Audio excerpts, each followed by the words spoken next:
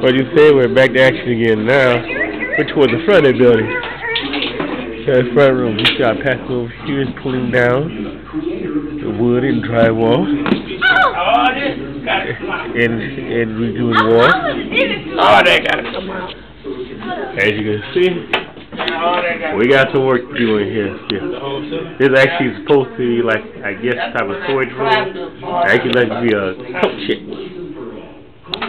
As we go down the building here. Water damage and all that. You see here, this is going to be our front entrance that we come in for church. Over here for the winter time. As you can tell, we do some work dirty here. I would. Once again, I say, we are not gouging people. We're doing this on God in faith. God in faith. Our pastor here, Master Construction Video there. One of the glasses walking by in front of us.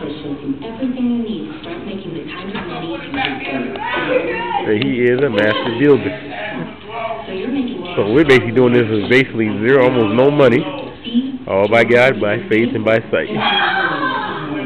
Amen.